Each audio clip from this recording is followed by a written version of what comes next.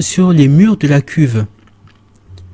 Ces moisissures poussaient dans l'un des environnements les plus hostiles de la planète, avec des niveaux de radiation assez élevés pour tuer une personne en quelques minutes. Mais ces fungi ne se contentaient pas de se développer, ils prospéraient. Un chercheur de l'Albert Einstein College of Medicine à New York, Arturo Casadevall, a enquêté sur ces moisissures résistantes et a aidé à identifier différentes espèces. Elles partagent tous une caractéristique distincte. Elles contiennent des pigments de mélanine sur leur surface.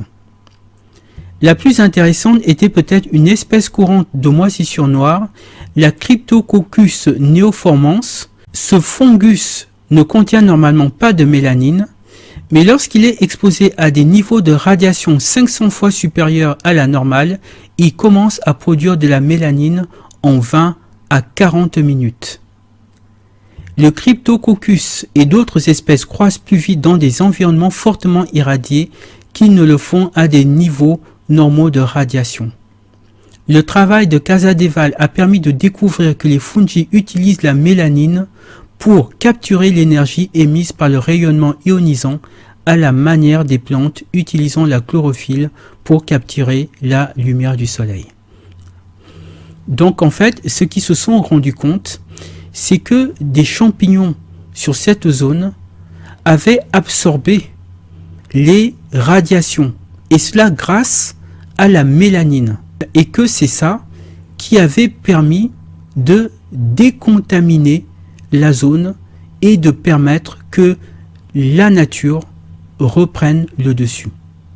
Ça, c'était une constatation absolument incroyable. Et donc, pour en avoir le cœur net, les scientifiques ont fait des expériences. Voici ce que nous dit ici un autre article. C'est en apprenant qu'un robot avait ramené des champignons noirs de l'intérieur du réacteur de Tchernobyl que la curiosité d'un des chercheurs a été piquée au vif. Au fil de ses recherches, il découvrit aussi que les eaux de refroidissement des centrales nucléaires étaient souvent contaminées par des moisissures noires. Il semblait qu'un pigment, la mélanine, était à la base de ce comportement exotique. Or, la fonction biologique de ce pigment chez les champignons était alors incomprise.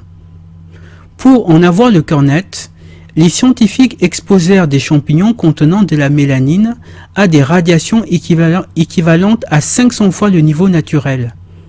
Parallèlement, ils les ont privés d'autres sources de nourriture. Dans ces conditions, les variétés noires contenant de la mélanine poussèrent 3 fois plus vite que les blanches. Chez les humains, la mélanine est le pigment qui protège la peau contre les rayons ultraviolets. Donc là, les premières expériences qui ont été menées ont été concluantes et ont montré que les champignons qui étaient dotés de mélanine avaient la capacité de résister à la radioactivité, contrairement aux champignons qui, eux, n'avaient pas de mélanine. Donc voilà ici le rapport complet, d'accord, qui montre comment est-ce que ces champignons ont survécu et se sont développés dans cet environnement hostile de Tchernobyl, et cela grâce à la mélanine.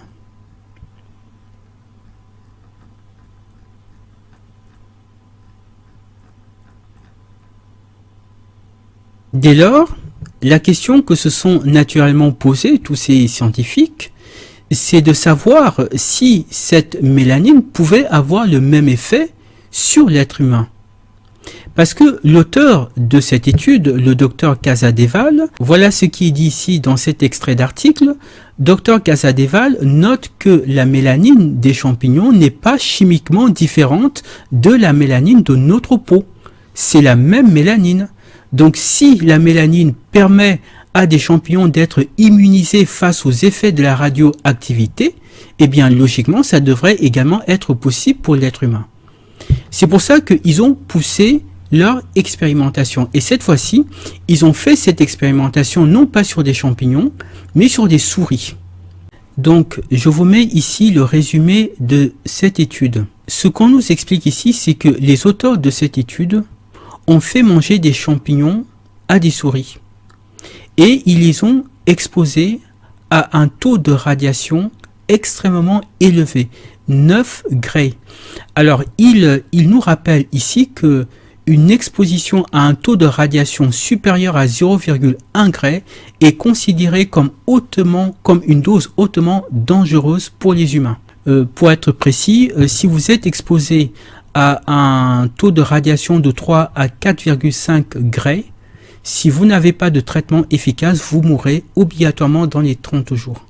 Or là, les souris ont été exposées à 9 Gray. Les souris qui, je le rappelle, ont une constitution physique plus fragile que celle de l'être humain. À ce taux-là, la mort est obligatoire. C'est impossible de survivre à 9 Gray.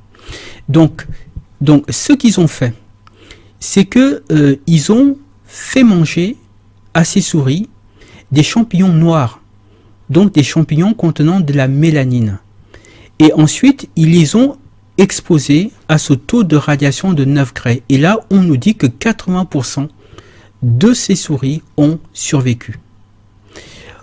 Les souris nourries avec des champignons blancs, c'est-à-dire sans mélanine, died, sont toutes mortes très rapidement.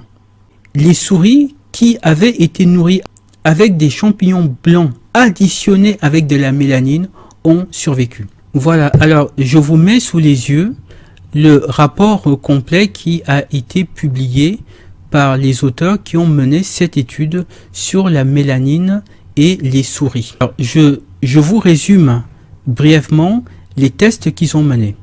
Dans un premier temps, ils ont pris des souris normales.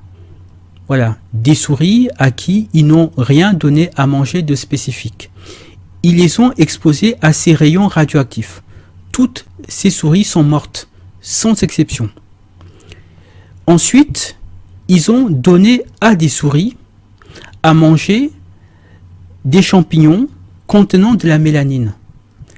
90% de ces souris ont survécu aux rayons radioactifs. Ensuite, ils ont donné à des souris des champignons blancs à manger, c'est-à-dire des champignons ne contenant pas de mélanine. Toutes les souris sont mortes, sans exception. Ensuite, ils ont injecté de la mélanine dans ces champignons blancs et ils les ont fait manger aux souris. Et là, les souris ont survécu.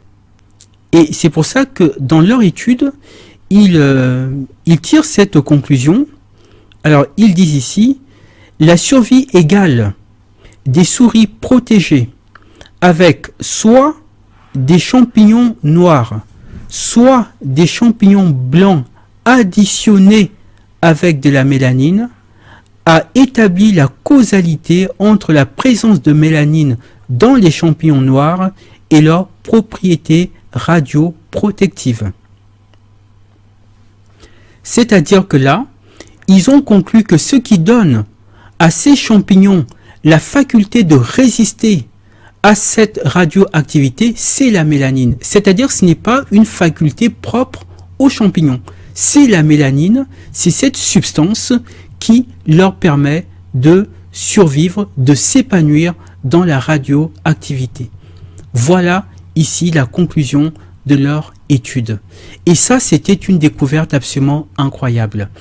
Et donc, ce qu'il faut savoir maintenant, c'est que énormément de chercheurs dans le monde mènent des études, des expériences, plus ou moins secrètes d'ailleurs, sur la mélanine.